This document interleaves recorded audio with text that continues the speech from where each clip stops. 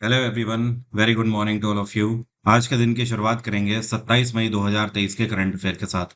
हर एक question important है, इसलिए पूरा वीडियो अंतिम तक ध्यान से देखिएगा। करंट अफेयर का पीडीएफ स्टैटिक जीके के साथ आप एग्जाम इंजन एप्लीकेशन से डाउनलोड कर सकते हैं। एग्जाम इंजन एप्लीकेशन को 5 स्टार रेटिंग देना ना भूलिए, क्योंकि ध्यान रखिए एग्जाम इंजन डेली आपके लिए free of cost premium quality study material लेकर आता है। तो 5 स्टार रेटिंग तो इसके लिए बनती है। अब शुरू करते हैं आज का वीडियो, लेकिन पहले बात करेंगे कल के दिए क्वेश्चन की। कल मैंने आपसे एक सिंपल क्वेश्चन पूछा था कि आईपीएल 2023 जो हो रहा है, ये इसका कौन सा संस्करण है जो इस बार आयोजित किया जा रहा है। तो सही आंसर है आईपीएल का इस बार 16वां संस्करण आयोजित किया जा रहा है। एक और चीज, अब 28 तारीख को इसका समापन है, तो 28 को फाइनल टीमें यहाँ पर खेलेंगी। तो इस बार जो भी विनर होगा वो 16th एडिशन का विनर होगा। इसके अलावा ध्यान रखिएगा, पिछले साल ही 2022 में आईपीएल में दो नई टीमें जोड़ी गई हैं। एक गुजरात जाइंट्स और दूसरी लखनऊ की टीम इसमें जोड़ी गई है। तो इन दोनों को मिलाकर अब 10 टीमें आईपीएल में खेलती हैं। पहले 8 टीमें खेला करती थी। इसी के साथ में पहली बार अभी हाल ही में विमेन्स आईपीएल भी खेला गया था। तो आपके इसके विनर भी ध्यान रखना है, क्योंकि इस बार आपसे ये भी पूछा जा सकता है। तो आईपीएल का विमेन्स ट्रॉफी का जो विनर था, ये मुंबई इंडियंस थी। मुंबई ने दिल्ली कैपिटल को हराया था। अब शुरू करते हैं आज के करंट अफेयर। अभी हाल ही में पहला अर्बन क्लाइमेट फिल्म फेस्टिवल आयोजित किया जा रहा है। कौन से शहर में? तो इस बार पहली बार अर्बन क्लाइमेट फिल्म फेस्टिवल का आयोजन कोलकाता में किया जाएगा। और इसका आयोजन 3 जून से शुरू हो रहा है और 5 जून तक यह महोत्सव चलेगा। नाम से ही आपको समझ आना जाना चाहिए, अर्बन क्लाइमेट फिल्म फेस्टिवल का मतलब यह है कि यहाँ पर कई सारे कंट्रीज हिस्सा ले रहे हैं और बहुत सारे कंट्रीज की फिल्म स्क्रीनिंग यहाँ पर होगी। मतलब बहुत सारे कंट्रीज के द्वारा क्लाइमेट एंड एनवायरनमेंट को लेकर शॉर्ट फिल्म एंड डॉक्यूमेंट्रीज बनाई जा रही हैं, उनको यहाँ पर प्रदर्शित किया जाएगा। टोटल अगर देखा जाए तो यहाँ पर 12 देश हिस्सा लेंगे और 12 देशों की 16 फिल्मों को यहाँ पर प्रदर्शित किया जाएगा। इसके अलावा ये जो अर्बन क्लाइमेट फेस्टिवल है, इसको नई दिल्ली से 24 मार्च को आयोजित किया गया था। अब जो इसका समापन होगा फिल्म स्क्रीनिंग के साथ, ये कलकत्ता में आयोजित किया जाएगा। अभी हाल ही में प्रधानमंत्री नरेंद्र मोदी के द्वारा 18वीं वंदे भारत एक्सप्रेस का उद्घाटन कौन से रूट पर किया गया है? तो यह भारत की 18वीं वंदे भारत एक्सप्रेस है और यह चलेगी देहरादून से लेकर कहां तक? ये दिल्ली से देहरादून को कनेक्ट करेगी। और इसका उद्घाटन पीएम नरेंद्र मोदी ने वर्चुअली किया हुआ है। फिजिकली पीएम नरेंद्र मोदी वहां पर मौजूद नहीं थे, क्योंकि अभी वो G7 समिट से भी आए हुए हैं और इसके अलावा G20 पर भी यहाँ पर फोकस है। ध्यान रखिएगा, ध्यान रखिएगा, पहली वंदे भारत एक्सप्रेस वाराणसी से लेकर नई दिल्ली तक चली थी। दूसरी नई दिल्ली से लेकर माता वैष्णो देवी कटरा तक चली थी। और जो तीसरी थी, ये मुंबई से लेकर गांधीनगर तक चलाई गई थी। भारत सरकार टारगेट लेकर चल रही है कि अगले 3 सालों में 400 नई वंदे भारत एक्सप्रेस भारत में चलाई जाएंगी। जो वंदे भारत एक्सप्रेस है, ये complete make in India project के अंतर्गत चलाई जा रही है। और इसके अलावा इसको बनाने वाली जो कंपनी है, ये है इंटीग्रल कोच फैक्ट्री, जिसको आईसीएफ बोला जाता है। वंदे भारत एक्सप्रेस की जो मैक्सिमम स्पीड है, ये 160 किलोमीटर प्रति घंटा है, लेकिन ज्यादातर रूट्स में ये 120 किलोमीटर प्रति घंटे की रफ्तार से दौड़ रही है। अभी हाल ही में top 500 global super computing list 2023 जारी करी गई है, जिसमें भारत का most powerful super computer Airavat ने कौन सी पोजीशन सिक्योर करी है? तो एरावत को यहाँ पर 75th पोजीशन मिली है। मतलब एक तरीके से आप बोल सकते हो पूरे दुनिया भर के 500 फास्टेस्ट सुपर कंप्यूटर में से भारत का जो एरावत है, ये 75वें नंबर का सबसे पावरफुल सुपर कंप्यूटर है। इस लिस्ट में एक बार फिर से टॉप किया है अमेरिका के फ्रंटियर ने। तो फ्रंटियर इस बार भी नंबर 1 पे रहा। फ्रंटियर भी आर्टिफिशियल इंटेलिजेंस बेस्ड ही कंप्यूटर है। अभी 2 साल पहले तक जापान का फुगाकू नंबर 1 पर था, लेकिन इस टाइम पर अमेरिका का फ्रंटियर नंबर 1 पे चल रहा है। ये जो एरावत है, इसको बनाया किसके द्वारा गया है? तो Indian super computer manufacturer company है सी डेक। सी डेक के द्वारा इसको बनाया गया है। सी डेक का हेडक्वार्टर है पुणे। अभी हाल ही में ये कौन सी राज्य सरकार है जिसके द्वारा शासन अल्पयादारी इनिशिएटिव की शुरुआत करी गई है? तो ये जो शासन अल्पयादारी इनिशिएटिव है, इसकी शुरुआत महाराष्ट्र में एकनाथ जी शिंदे सरकार के द्वारा करी गई है। अब सवाल ये उठता है कि ये इनिशिएटिव किस लिए लॉन्च किया गया है? तो इसका मेन उद्देश्य ये है कि ये एक one stop solution platform launch किया गया है। इसमें महाराष्ट्र सरकार जितनी भी योजनाएं अपने लोगों के लिए लॉन्च कर रही है, एक ही बार में आप इनकी सारी स्कीम्स को देख सकते हो। इतना ही नहीं, आप उसके लिए क्वालिफाई है या नहीं है, ये सारी चीजें आपको इस पोर्टल में देखने को मिल जाएगी। इसका पूरा फायदा अगर देखा जाए ओवरऑल महाराष्ट्र के अंदर 75,000 लोगों को इसका फायदा मिलेगा जो कि गरीबी रेखा के नीचे है। महाराष्ट्र में इस टाइम पे गवर्नर कौन है? ये है रमेश बाइस। उत्तर प्रदेश में योगी आदित्यनाथ की सरकार है। तमिलनाडु में एम.के. स्टालिन की सरकार है और केरल में मुख्यमंत्री है पिनाराई विजयन।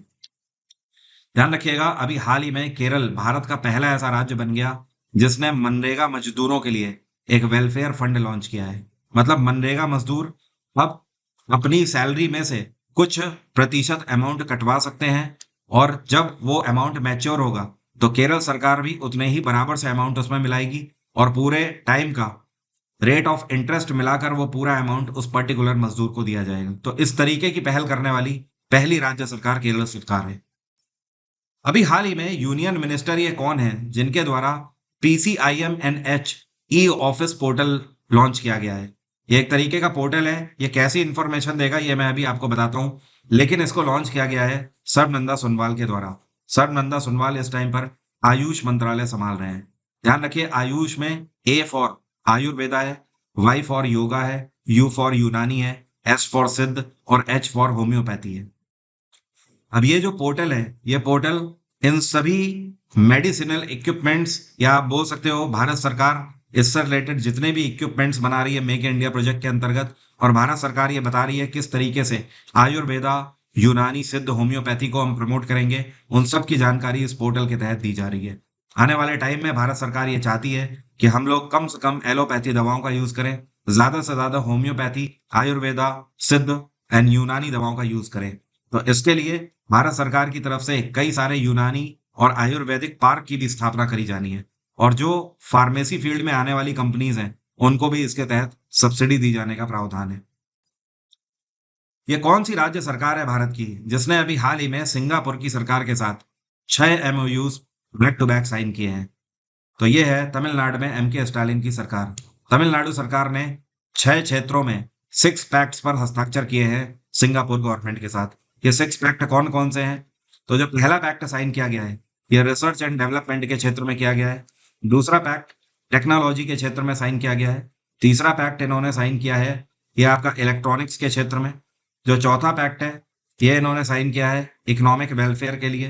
पांचवा पैक्ट जो साइन किया गया है ये टेक्नोलॉजी, एजुकेशन एंड स्टार्टअप के लिए किया गया है। और छठवां जो किया गया है ये स्किल डेवलपमेंट के लिए किया गया है। तो इन सभी क्षेत्रों में सिंगापुर से तमिलनाडु सरकार मदद लेना चाहती है। सिंगापुर में इस टाइम पे सरकार किसकी चल रही है? तो यहाँ के प्रधानमंत्री है ली सींग लूंग। यहाँ पर मैं लिख देता हूँ ली सींग लूंग, ठीक है। ये यहाँ के प्रधानमंत्री है। सिंगापुर की कैपिटल है सिंगापुर सिटी। और अगर बात करें तमिलनाडु की तो M.के. स्टालिन तो मुख्यमंत्री हैं। गवर्नर कौन है यहाँ पर? गवर्नर है R.N. रवि। अभी कुछ महीनों पहले ही इनका ट्रांसफर हुआ है तमिलनाडु में। इससे पहले R.N. रवि नागालैंड के भी गवर्नर रह चुके हैं। अभी हाल ही में मद्रास हाईकोर्ट के एक्टिंग चीफ जस्टिस के रूप में किसको नियुक्त किया गया है? तो अब मद्रास हाईकोर्ट की कमान संभालेंगे जस्टिस S वैद्यनाथन। और एक्टिंग चीफ जस्टिस का मतलब आप समझ रहे हैं, ये परमानेंट चीफ जस्टिस नहीं है। जब तक परमानेंट चीफ जस्टिस अपॉइंट नहीं हो जाते हैं तब तक ये ऑफिस फिलर का काम करेंगे, मतलब उनकी पोस्ट को संभालेंगे। और इन्होंने किसको सक्सीड किया है? तो इन्होंने जस्टिस T राजा की जगह ली है। जस्टिस T राजा अभी 24 मई को ही रिटायर हुए हैं, तो उनकी जगह पर न्यायमूर्ति S वैद्यनाथन अब आ गए हैं। क्या आप मुझे कमेंट बॉक्स में लिखकर बता सकते हो हमारे कॉन्स्टिट्यूशन में कौन सा आर्टिकल है जिसके आधार पर एक हाईकोर्ट से दूसरे हाईकोर्ट में जजेस का ट्रांसफर हो सकता है? चलिए मैं ही बताता हूं, यह है आर्टिकल 222 जिसके तहत एक जज दूसरे हाईकोर्ट में ट्रांसफर हो सकता है। और एक हाईकोर्ट में कितने भी जजेस हो सकते हैं, हमारे कॉन्स्टिट्यूशन में इसका कोई भी स्पेसिफिक प्रावधान नहीं है। लेकिन सुप्रीम कोर्ट की अगर बात करें तो टोटल 34 जज का मैक्सिमम प्रावधान है। 33 + 1 33 नॉर्मल जजेस and 1 chief justice of India. और इस टाइम पे चीफ जस्टिस ऑफ इंडिया कौन है? ये है D.Y. चंद्रचूड़। ये भारत के 50वें चीफ जस्टिस हैं। अभी हाल ही में ADB जिसको हम लोग बोलते हैं एशियन डेवलपमेंट बैंक, इन्होंने भारत सरकार के साथ 141.12 मिलियन डॉलर का एग्रीमेंट साइन किया है। इस पैसे की मदद से भारत सरकार कौन से राज्य के अंदर एक इंडस्ट्रियल कॉरिडोर की स्थापना करेगी? तो भारत सरकार ने आंध्र प्रदेश के लिए ये पैक्ट साइन किया है। 141 मिलियन डॉलर की मदद से आंध्र प्रदेश के अंदर एक प्रॉपर इंडस्ट्रियल कॉरिडोर बनाया जाएगा। इस कॉरिडोर की मदद से आने वाले टाइम पे हजारों लोगों को रोजगार भी मिलेगा और साथ में भारत में टेक्नोलॉजी क्षेत्र को प्रमोट किया जाएगा मेक इन इंडिया के तहत। एशियन डेवलपमेंट बैंक की स्थापना 1966 में करी गई थी। इसका हेडक्वार्टर है मनीला। और एडीबी के प्रेसिडेंट कौन है? इनका नाम है मसात सुगु आसाकावा। क्या नाम है? मसात सुगु आसाकावा। और एडीबी के वाइस प्रेसिडेंट कौन है? अभी पिछले ही साल भारत के अशोक लवासा को इनके वाइस प्रेसिडेंट के रूप में अपॉइंट किया गया है। अशोक लवासा भारत के इलेक्शन कमिश्नर रह चुके हैं। ये कौन सा देश है जिसने अभी हाल ही में सफलतापूर्वक एक बैलिस्टिक मिसाइल का परीक्षण किया है जिसका नाम है खैबर? तो खैबर नाम की मिसाइल का परीक्षण ईरान सरकार के द्वारा किया गया है। अब इस मिसाइल की खास बात क्या है समझिएगा। ये जो मिसाइल है इसकी जो रेंज है ये 2000 किलोमीटर है प्रॉपर इसकी रेंज। और जो इसकी फ्यूल है, फ्यूल टाइप इसका लिक्विड फ्यूल टाइप है। साथ में ये अपने साथ 1500 किलो का पेलोड भी कैरी कर सकती है। 1500 किलो पेलोड का मतलब ये है कि ये चाहे डिफेंस प्रोस्पेक्टिव से देखा जाए चाहे फिर अटैकिंग प्रोस्पेक्टिव से देखा जाए, दोनों तरीके से ये करीब आप बोल सकते हो 1.5 टन का वजन अपने साथ ले जा सकती है। ठीक है। और कहीं पर भी अटैकिंग पॉइंट ऑफ व्यू से वहां पर विस्फोट भी कर सकती है। और ईरान की कैपिटल क्या है? तेहरान। और ईरान के राष्ट्रपति कौन है? यह है इब्राहिम रईसी। क्या नाम है? इब्राहिम रईसी। चाइना में सी जिनपिंग की सरकार है। अमेरिका में जे बिडेन की सरकार है। और भारत में तो आपको पता ही है नरेंद्र मोदी की सरकार है। अभी हाल ही में ये कौन से बॉलीवुड अभिनेता हैं जिनको रियल मी कंपनी ने अपना ब्रांड एम्बेसडर नियुक्त किया है? तो ये है शाहरुख खान। शाहरुख खान अब से ब्रांड एम्बेसडर होंगे रियल मी के। इसके अलावा अभी कुछ टाइम पहले पेप्सी ने अपना ब्रांड एम्बेसडर शाहरुख खान को नियुक्त किया था। हुंडई ने भी शाहरुख खान को ही अपना ब्रांड एम्बेसडर रखा हुआ है। डिश टीवी के भी ब्रांड एम्बेसडर शाहरुख खान है। नोकिया के भी है, लक्स के भी है, एयरटेल हॉटस्टार, इन सभी कंपनीज के ब्रांड एम्बेसडर शाहरुख खान है। अभी कुछ टाइम पहले कौन सी कंपनी है जिसने शाहरुख खान को अपने ब्रांड एम्बेसडर पोस्ट से हटा दिया? तो ध्यान रखिएगा ये है बायजूस। बायजूस ने शाहरुख खान से एग्रीमेंट खत्म कर दिया था जब आर्यन खान वाला केस हुआ था। और उसके बाद बायजूस ने किसको अपना ब्रांड एम्बेसडर बनाया? लियोनेल मेसी को अपना ब्रांड एम्बेसडर बनाया बायजूस ने। ये कौन से भारतीय हैं जिन्होंने अभी हाल ही में इंटरनेशनल जंपिंग मीटिंग 2023 जिसका आयोजन ग्रीस में किया जा रहा है इसमें भारत के लिए गोल्ड मेडल जीता है? तो ये जो आपको पिक्चर में दिख रहे हैं इनका नाम है मुरली श्रीशंकर। और इन्होंने जो लॉन्ग जंप यहाँ पर मारी है वो 8.31 मीटर की करी है। हालांकि इनका खुद का रिकॉर्ड है, वो रिकॉर्ड इन्होंने टोक्यो ओलंपिक्स में बनाया था। टोक्यो में इन्होंने 8.36 मीटर की जंप मारी थी। तो ये अपना रिकॉर्ड तो यहाँ पर नहीं तोड़ पाए लेकिन गोल्ड जीतने में कामयाब हो गए। तो नाम है मुरली श्रीशंकर, ये केरल से बिलोंग करते हैं। अगला क्वेश्चन है वर्ल्ड थायराइड अवेयरनेस डे कौन सा दिन मनाया जाता है हर साल? ये दिवस मनाया गया 25 मई को। और जो थायराइड है ऑब्वियसली ये थायराइड ग्लैंड से रिलेटेड है। इसके जो सिम्टम्स होते हैं वेट गेन होना, एंजाइटी एंड स्किन रैशेस हो जाना, ये सारे इसके सिम्टम्स हैं। और इससे जागरूकता के लिए दिवस हर साल 25 तारीख को मनाया जाता है। नेक्स्ट क्वेश्चन है अभी हाल ही में internet and mobile association of India के नए चेयरपर्सन के रूप में किसको इलेक्ट किया गया है? तो ये जो आपको पिक्चर में दिख रहे हैं यह है हर्ष जैन। और आप लोगों ने एक कंपनी का तो नाम सुना ही होगा, ड्रीम 11। चारों तरफ इसका हाहाकार मचा हुआ है। तो ड्रीम 11 कंपनी इन्हीं की है, हर्ष जैन की। तो इनको अभी internet and mobile association of India की कमान दी गई है। 24 मेंबर की पूरी काउंसिल बनाई गई है इसके लिए और उसको लीड करेंगे हर्ष जैन। ध्यान रखिए भारत में internet and mobile association of India की रिस्पॉन्सिबिलिटी है कि भारत में इंटरनेट के मानकों और मोबाइल मैन्युफैक्चरिंग के मानकों को मॉनिटर एंड कंट्रोल करें। तो अब इसका पदभार ये संभालेंगे। ध्यान रखिएगा हाल ही में 3-4 दिन पहले मैंने आपको बताया था एक्सेंचर इंडिया के मैनेजिंग डायरेक्टर अजय विज बनाए गए हैं। कौन? अजय विज। कुछ और अपॉइंटमेंट जैसे कि प्यूमा इंडिया के मैनेजिंग डायरेक्टर कार्तिक बाल गोपालन बनाए गए थे। और केवल आज का समय बचा हुआ है। अब इसके बाद अभिमन्यु सीरीज में स्टार्ट कर रहा हूँ मंडे से। तो मंडे आपके लिए बहुत इंपॉर्टेंट है। इस बार के सीजीएल को ध्यान में रखते हुए डेली रात में 9 बजे क्लास हुआ करेगी अभिमन्यु सीरीज की, जिसमें 1500 एमसीक्यूज में बैक टू बैक आपके कवर करा रहा हूँ ब्रह्मास्त्र की तरह। ये आपके एग्जाम में जाने से पहले का एक तूफान है। अगर आप ये 1500 एमसीक्यूज मेरे साथ कवर कर लेते हैं तो सफलता की गारंटी आपको मैं देता हूँ। इस बार जीएस जीके में बाल भी बाका नहीं हो पाएगा। इस सीरीज की जो पीडीएफ है वो आप एग्जाम इंजन से इस सीरीज के खत्म होने के बाद डाउनलोड कर पाएंगे हिंदी और इंग्लिश में। अब मेरा आज का सवाल आपसे, आप में से कितने लोग बता सकते हैं नेपाल की पार्लियामेंट में पहली नेपाली महिला कौन है जिनको इलेक्ट किया गया था? कमेंट बॉक्स में जल्दी से लिखकर बताइए। एग्जाम इंजन एप्लीकेशन में आप सीजीएल 2023 के लिए मेरा रनिंग बैच फॉलो कर सकते हैं। इस बैच में वीओडी प्लस लाइव क्लासेस आपको मिलती हैं। जैसे ही आप इस बैच को एनरोल करते हैं, एक ही बार में आपको सारी थ्योरी की history, polity, geography, science, economics की क्लासेस मिल जाती हैं। तो पहली चीज तो आपको वेट करने की जरूरत नहीं है।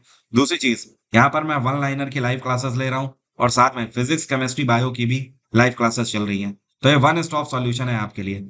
आप इसमें 10% का डिस्काउंट भी ले सकते हैं वरुण 10 कोड लगाकर।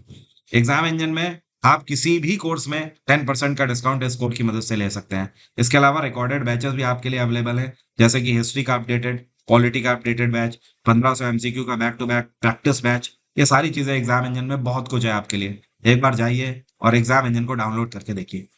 आज की बात यहीं तक रहेगी, कल फिर से यहीं पर मुलाकात होगी। Thank you so much, have a nice day, take care, bye bye, आपका दिन मंगलमय हो।